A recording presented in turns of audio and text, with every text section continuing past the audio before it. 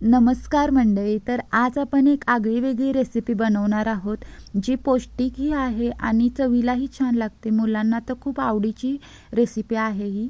तर मार्केटमध्ये तुम्ही ॲपल जाम किंवा मिक्स फ्रूट जाम हे खूप बघितले असतील, पण आज आपण द्राक्षापासून जाम बनवणार आहोत, जो इझिली घरात तयार होतो आणि चवीलाही खूप छान लागतो. तर माझं इंटेन्शन असं काही नव्हतं की जाम बनवायचा आहे द्राक्षाचा, पण द्राक्ष घरी आणली होती, पण नवीन सीझनची असल्यामुळे खूपच आंबट होती, खाल्ली जात नव्हती. मग म्हटलं ह्यांचं काहीतरी बनवूया, तर डोक्यात आलं जाम बनवूया. तर आज ती रेसिपी तुमच्याबरोबर मी शेअर करते. तर द्राक्षाचे सगळे जे मणी आहेत ते मी एका मिठाच्या पाण्यामध्ये काढून घेतलेले आहेत. म्हणजे द्राक्षावर खूप सारं असं औषध फवारणीचं प्रमाण असतं, तर ते डिरेक्टली आपल्या पोटात जाऊ दे नको म्हणून मी मिठाच्या पाण्यामध्ये एक 5 ते 6 मिनटं भिजवत ठेवली होती ही द्राक्ष, आणि हाताने चोळून चोळून अगदी 2 ते 3 पाण्यातून स्वच्छ धुवून घेतलेली आहेत. द्राक्ष जेव्हा धुवून घेतली तेव्हा छान निथळवली आणि कपाने मोजून घेतलेत, म्हणजे आपण त्याच्यामध्ये जे साखर वापरणार आहोत त्याचं प्रमाण अगदी व्यवस्थित येईल.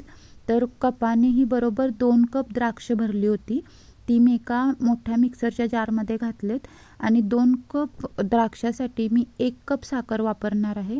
हे एकदम योग्य प्रमाण आहे. तरीसुद्धा तुम्हाला जर गोडीचं प्रमाण कमी जास्त करायचं असेल तरीसुद्धा तुम्ही करू शकता, कारण आपण नंतर ते आटवणार आहोत. पण मार्केटमध्ये जो जाम मिळतो त्याच्या गोडीप्रमाणे जर तुम्हाला करायचं असेल तर निम्म प्रमाण हे अगदी योग्य आहे. तर 2 कप द्राक्षांसाठी मी 1 कप साखर मिक्सरच्या जारमध्ये ॲड केलेली आहे आणि याला आता आपल्याला वाटून घ्यायचं आहे. तर तुम्हाला जर एकदम मार्केटसारखा फाईन जाम हवा असेल, एकदम स्मूथ, तर एकदम स्मूथ पेस्ट लावायची. आणि जर मध्ये तुम्हाला त्याचे जे छोटे छोटे पीस आहेत ते असे खायला आवडत असतील तर छोटे छोटे पीस राहिले तरी चालतील. म्हणजे मी तुम्हाला आता दाखवते की एकदम बारीक बारीक पीस त्याचे कट असतात ते कुठेतरी राहतात. बाकी जी पेस्ट आहे ती एकदम छान फाईन अशी मी वाटून घेतलेली आहे. अशीच आपल्याला पाहिजे. तर एका पॅनमध्ये मी ही सगळी पेस्ट आहे ती ॲड केलेली आहे आणि मीडियम टू लो गॅसवरती आपल्याला याला शिजवायचं आहे. तर मोठा गॅस यासाठी करायचा नाही, नाहीतर मग ते असे एकदम त्याचे बबल्स आहेत ते उडायला लागतात. तर तसं होऊ नये म्हणून मीडियम टू लो गॅसवरती एकसारखं हलवत आपल्याला शिजवायचं आहे. अगदी चवीनुसार मीठ घालायचं, म्हणजे छान त्याला चव येते आणि त्याची लाईफ आहे तीही वाढायला मदत होते. तर मीठ घालून झाल्यानंतर आपल्याला एक 5 ते 6 मिनटं असं मिक्स करायचं आहे. त्याच्यानंतर बघू शकता तुम्ही की असं एकदम ते असं मिळून आलेलं आहे. असंच आपल्याला पाहिजे.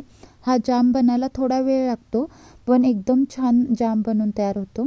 जरासं दाटसर मिश्रण झालं असं वाटल्यानंतर आपल्याला याच्यामध्ये 1 लिंबूचा रस घालायचा आहे. लिंबूचा रस गाळूनच घालायचा. त्याचे जे रेषा असतात त्या घालायच्या नाही आहेत, त्या जाममध्ये बऱ्या लागत नाहीत. व्यवस्थित लिंबूचा रस मिक्स झाला की याच्यामध्ये अर्धा चमचा चाट मसाला घालायचा आहे. याने खूप छान टेस्ट येते. जर तुम्हाला चाट मसाला आवडत नसेल जाममध्ये तर तुम्ही स्किप केलात तरी चालेल, पण खरं तर चाट मसाल्याने खूप छान टेस्ट येते. व्यवस्थित मिक्स करत राहायचं आहे. एकूण 20 मिनटं झालेली आहेत मी मिक्स करते. तर आता मी हा जाम चेक करते. एका साफ प्लेटमध्ये आपल्याला 2 ते 3 असे ड्रॉप घ्यायचे आहेत आणि असे प्लेट उभी करून बघायची. जर असा दाटसरपणा असेल, त्यातलं जर पाणी वेगळं होत नाही असं आपल्याला समजलं तर आपला जाम एकदम परफेक्टली तयार झाला आहे. ह्याच्यापेक्षा जास्त आपल्याला याला शिजवायचं नाही आहे, कारण जेव्हा जाम गार होतो तेव्हा तो ऑटोमॅटिकली घट्ट होतो. तर तुम्हाला आता वाटत असेल की मी दाखवते खूप जास्त पातळ आहे, तर असं नाही. जेव्हा जाम गार होईल तेव्हा तो एकदम जसा मार्केटचा असतो त्या कन्सिस्टन्सीमध्ये तो येतो. तर तुम्हाला मी दाखवते बघा, पूर्ण जाम गार झालेला आहे.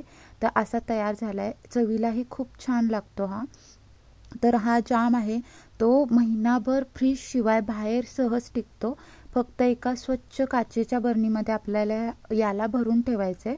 आधी काचेची बरणी थोडा वेळ उन्हामध्ये ठेवायची आणि मग त्या बरणीमध्ये आपल्याला हा जाम स्टोअर करून ठेवायचा आहे. महिनाभर टिकतो, पण खरं सांगायचं म्हटलं तर हा महिनाभर शिल्लकच राहत नाही, एवढा छान झालेला होता.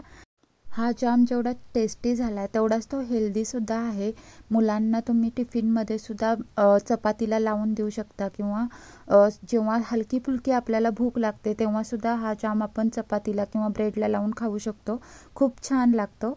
तर तुम्हाला हा जाम कसा वाटला, याची रेसिपी जर तुम्हाला आवडली असेल तर रेसिपीला लाईक करा, चॅनलला सबस्क्राईब करा, हे टोटली फ्री आहे. आणि बेल आयकॉन दाबा, म्हणजे माझ्या रेसिपीचे नोटिफिकेशन तुमच्यापर्यंत पोहोचतील आणि नवीन नवीन ज्या मी रेसिपी तुमच्याबरोबर शेअर करणार आहे त्या तुम्हाला मिस होणार नाहीत. सर्व रेसिपींचे नोटिफिकेशन सर्वात आधी तुमच्या फोनवर येतील.